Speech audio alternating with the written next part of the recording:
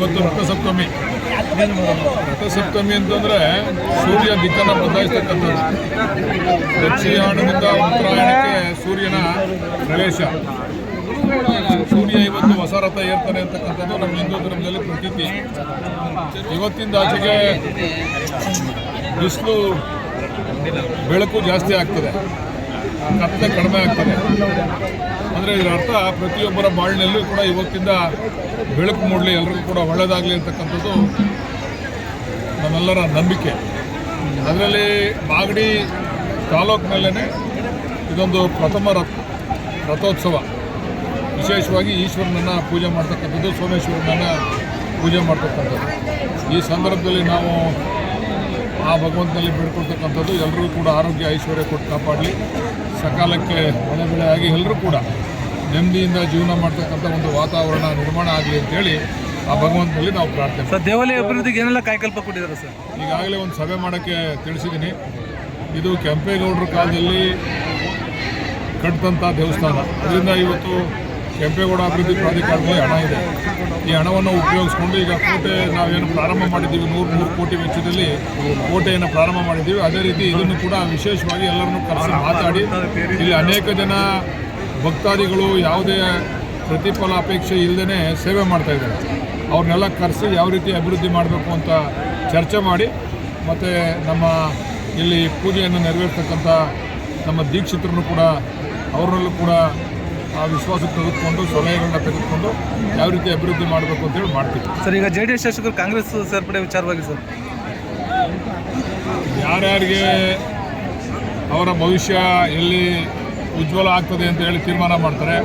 ಈಗ ನಾನು ಕೂಡ ಹಿಂದೆ JDS ಶಾಸಕನಾಗಿದ್ದೆ. ಬಹುಶಃ JDSನಲ್ಲೇ ಇದ್ದಿದ್ರೆ ನಾನು ಇವಾಗ ಧೈರ್ಯವಾಗಿ ದೇವಸ್ಥಾನ ಜೀರ್ಣೋದ್ಧಾರ ಮಾಡ್ತೀನಿ ಅಂತ ಹೇಳಲಿಕ್ಕೆ ನನಗೆ ಶಕ್ತಿ ಇರ್ತಿರಲಿಲ್ಲ. ಇವತ್ತು ಕಾಂಗ್ರೆಸ್ ಪಕ್ಷದಲ್ಲಿದ್ದೇನೆ. ಮುಖ್ಯಮಂತ್ರಿಗಳು ಮತ್ತು ಉಪಮುಖ್ಯಮಂತ್ರಿಗಳ ಒಡನಾಟದಲ್ಲಿದ್ದೇವೆ. ಉಸ್ತುವಾರಿ ಸಚಿವರು ಅವರ ಒಡನಾಟದಲ್ಲೂ ಕೂಡ ಇದ್ದೇವೆ. ಅದರಿಂದ ಧೈರ್ಯವಾಗಿ ಹೇಳ್ತೀನಿ, ಏನೇನು ಕೆಲಸ ಆಗಬೇಕು ಸೋಮೇಶ್ವರನ ದೇವಸ್ಥಾನದಲ್ಲಿ ಇನ್ನೊಂದೂವರೆ ವರ್ಷ 2 ವರ್ಷದಲ್ಲಿ ಎಲ್ಲ ಕೆಲಸವನ್ನು ಸಂಪೂರ್ಣವಾಗಿ ಮುಗಿಸ್ತೀವಿ. ಸೆಂಟ್ರಲ್ ಬಜೆಟ್ ಬಗ್ಗೆ ಹೇಳಿ ಸರ್.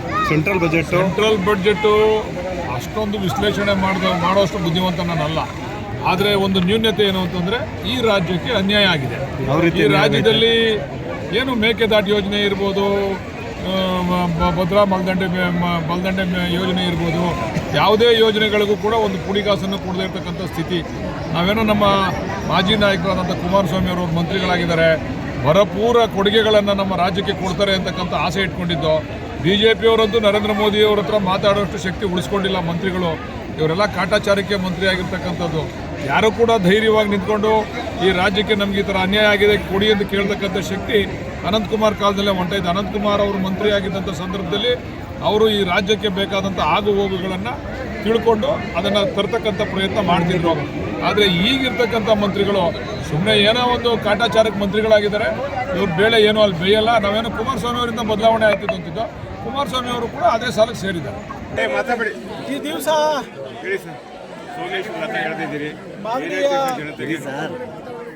ಐತಿಹಾಸಿಕ ಪ್ರಸಿದ್ಧ ಶ್ರೀ ಸೋಮೇಶ್ವರ ಸ್ವಾಮಿಯ ಬ್ರಹ್ಮರಥೋತ್ಸವ ನಡೆದಿದೆ. ಪ್ರತಿ ವರ್ಷ ಪ್ರತೀತಿಯಂತೆ ಇವತ್ತು ವಿಜೃಂಭಣೆಯಾಗಿ ಈ ಬ್ರಹ್ಮರಥೋತ್ಸವ ಮಾಗಡಿನಲ್ಲಿ ಪ್ರಸಿದ್ಧವಾದಂಥ ಹಲವಾರು ರಥೋತ್ಸವದಲ್ಲಿ ನಮ್ಮ ಸೋಮೇಶ್ವರ ಸ್ವಾಮಿಯ ರಥೋತ್ಸವ ಕೂಡ ಒಂದು. ಒಳ್ಳೆಯದಾಗಲಿ, ಒಳ್ಳೊಳ್ಳೆ ಉದ್ಯೋಗ ಸಿಗಲಿ ಅಂತೇಳಿ ಆ ಪರಮಾತ್ಮನಲ್ಲಿ ನಾವೆಲ್ಲರೂ ಪ್ರಾರ್ಥಿಸಿದ್ದೇವೆ. ಈ ಕ್ಷೇತ್ರ ಅಭಿವೃದ್ಧಿ ಆಗಬೇಕು, ಅಭಿವೃದ್ಧಿ ಪಥದತ್ತ ಈ ಕ್ಷೇತ್ರ ಮುನ್ನಡಿಬೇಕು ಅಂತೇಳಿ ನಾವು ಕೇವಲ ಬೆಂಗಳೂರಿಗೆ 50 ಕಿಲೋಮೀಟರ್ ಅಂತರದಲ್ಲಿದ್ದರೂ ಕೂಡ ಇನ್ನೂ ಅಭಿವೃದ್ಧಿಯಲ್ಲಿ ನಾವು ದೂರ ಉಳಿದಿದ್ದೇವೆ. ಎಲ್ಲ ಯೋಜನೆಗಳು ಕೂಡ ಈ ತಾಲೂಕು ಆಗಬೇಕು ಅಂತೇಳಿ ಆ ಪರಮಾತ್ಮನಲ್ಲಿ ನಾನು ಪ್ರಾರ್ಥಿಸಿದ್ದೇನೆ. JDS ಶಾಸಕರಿಗೆ ಕಾಂಗ್ರೆಸ್ನವರು ದಳ ಆಗ್ತವ್ರೆ ಅಂತ ಪತ್ರಿಕೆಯಲ್ಲಿ ಮಾಧ್ಯಮದಲ್ಲಿ ನಾನು ನೋಡ್ತಾ ಇದ್ದೇನೆ. ಸೊ ಕಾಂಗ್ರೆಸ್ನವ್ರಿಗೆ ಅದು ಅವಶ್ಯಕತೆ ಇಲ್ಲ. ಅದು ಯಾಕೆ ಕಾಂಗ್ರೆಸ್ನ ನಾಯಕರುಗಳು ಈ ರೀತಿ ವಿಚಾರವನ್ನು ತಲೆಯಲ್ಲಿಟ್ಕೊಂಡು ಮಾತಾಡ್ತಾ ಇದ್ದಾರೋ ಗೊತ್ತಿಲ್ಲ ನನಗೆ. ಅದನ್ನು ಯಾರು ಕಾಂಗ್ರೆಸ್ ಶಾಸಕರು ಬೇಕು ಅಂತೇಳಿ ಅದನ್ನು ಹೊರಟಿದ್ದಾರೋ ಅದು ಕೂಡ ಸರಿಯಾದ ಮಾಹಿತಿ ಇಲ್ಲ. ಸೊ ನಮ್ಮ ಕಾಂಗ್ರೆಸ್ ಶಾಸಕರು ಕೂಡ ಯಾರೂ ಕೂಡ ಹೋಗೋರಿಲ್ಲ. ಎಲ್ಲರೂ ಕೂಡ ನಮ್ಮ ನಾಯಕರಾದಂಥ ಕುಮಾರಸ್ವಾಮಿಯವರ ಮೇಲೆ JDSನ ಶಾಸಕರು ಕುಮಾರಸ್ವಾಮಿಯವರ ಮೇಲೆ ಅಪಾರವಾದಂಥ ನಂಬಿಕೆ ಇಟ್ಟುಕೊಂಡು ಅವರ ನಾಯಕತ್ವವನ್ನು ಒಪ್ಪಿ ಇವತ್ತು ಚುನಾವಣೆಯಲ್ಲಿ ಗೆದ್ದು ಬಂದಿರತಕ್ಕಂಥವ್ರು. ಯಾವತ್ತೂ ಕೂಡ JDS ಪಕ್ಷವನ್ನು ಬಿಟ್ಟು ಅವರು ಹೋಗೋದು.